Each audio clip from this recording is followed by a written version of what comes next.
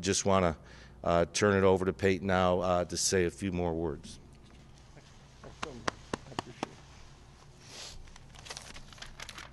Thank you, Jim. I sure have loved playing football for the Indianapolis Colts. For 14 wonderful years, the only professional football I've known has been Colts football. Our team won a lot of games here. I've played with so many great teammates here, and I've been part of a great organization here, an organization and an owner who I respect and continue to respect. I've been a Colt for almost all of my adult life, but I guess in life and in sports, we all know that nothing lasts forever. Times change, circumstances change, and that's the reality of playing in the NFL. Jim and I have spoken extensively about where we are today, and our conversations have led both of us to recognize that our circumstances make it best for us to take this next step. This has not been easy for Jim, and it certainly has not been easy for me. Jim, along with Bill Polian, drafted me 14 years ago. Jim and I have always been close, and we made a lot of great memories together. He's always been good to me, and Jim, I will be forever grateful. This town and this team mean so much to me. It truly has been an honor to play in Indianapolis. I do love it here. I love the fans, and I will always enjoy having played for such a great team. I will leave the Colts with nothing but good thoughts and gratitude to Jim, the organization, my teammates, the media, and especially the fans. I haven't thought yet about where I'll play, but I have thought a lot about where I've been. And I've truly been blessed. I've been blessed to play here. I've been blessed to be in the NFL. And as I go with just a few words left to say, a few words I want to address to Colts fans everywhere. Thank you very much from the bottom of my heart. I truly have enjoyed being your quarterback. Thank you. If there's any questions, we'll take a few now. Hey, when did you come to the decision? When did you two talk? When did it finally become, the point where it has to be a separation?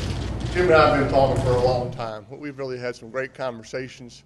We've enjoyed kind of going down memory lane together about some of the great moments we've had here during our time together for 14 years. And that's really what this has been about for me this time, is that reflection of so many great memories and how grateful I am to Jim and the team, and just how awesome it's been for this time. So we've covered all sorts of scenarios, and like he said, these circumstances, they're not the way either of us wish they were, but that's the reality, and that's kind of how it got to this point. So I don't necessarily think there was a decisive point. It was just good, healthy talks, fun talks in person, over the phone, long talks, and that's kind of how we got here.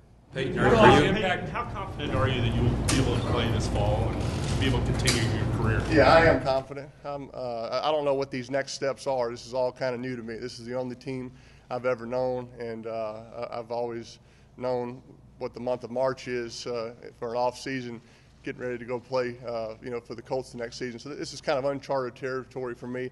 So we'll see how all that plays out.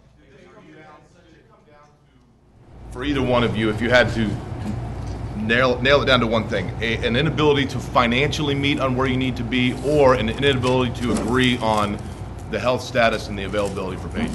Yeah, the contract and the money was never a factor in this for either of us. And well, I think it also came down to the plane running out of gas last night too, because we had to land. I think that we knew that there was a date there, and at the same time, all the scenarios we talked through. Like I said, Peyton unselfishly had the interest of the franchise, and I tried to advise him in terms of what's in his best interest as well.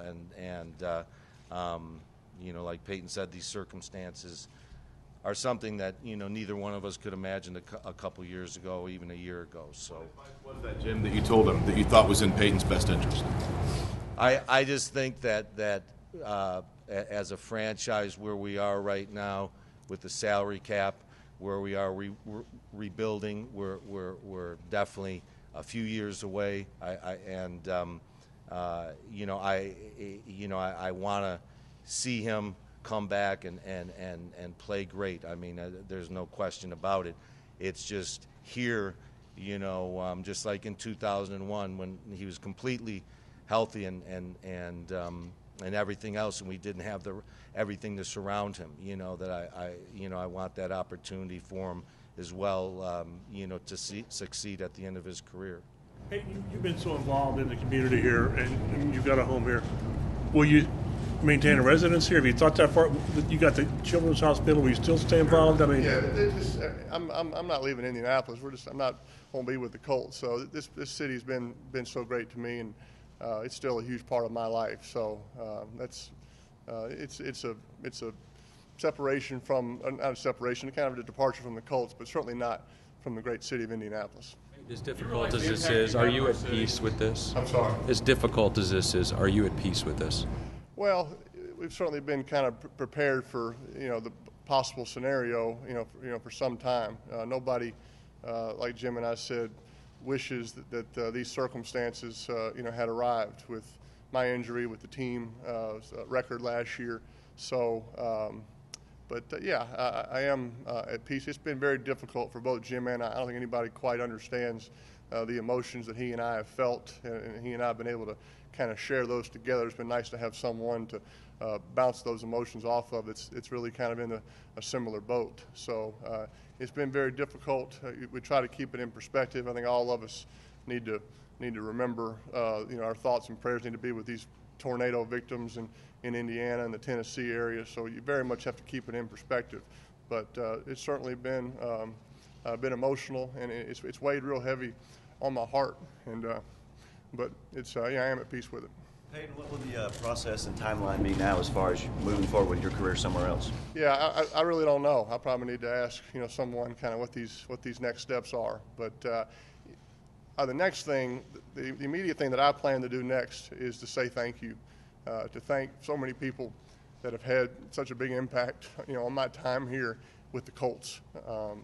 Certainly Jim and I have had many personal conversations, and I think he certainly understands how grateful I am to him and the entire organization for what they've done for me. But I got a chance to visit right after this with some employees here that have been here for a number of years. A lot of them have been here since 1984, but certainly since 1998 when we went 3-13, or kind of there from the beginning for my career. So a chance for me to say thank you to them. That's really what this time is about, because I certainly am grateful.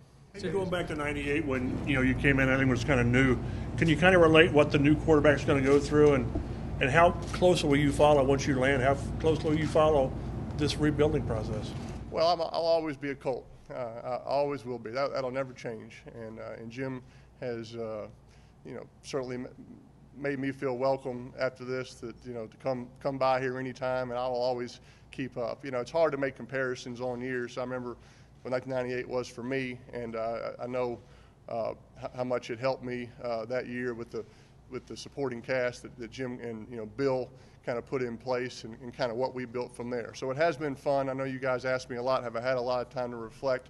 I have had time to reflect, on that year and the other years we've had since, and they've been great memories. And the relationships with the coaches and the teammates and the support staff here, hey, I have nothing but appreciation. Is there one memory? I'm throwing it pretty well. I still got some work to do. I got some progress to make.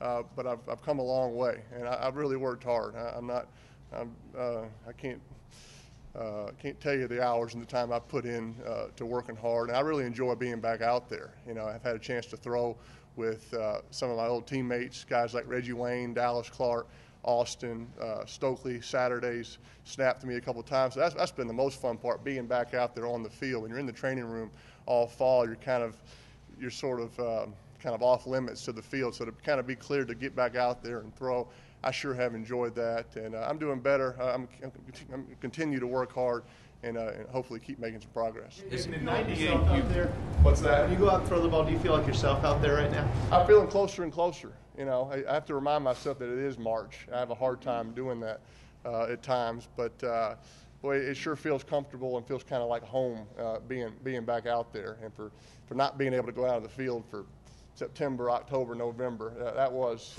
personally difficult. So it's nice to kind of have that freedom, and I'm working hard. Like I said, I still have some work to do, but I'm looking forward to doing that work.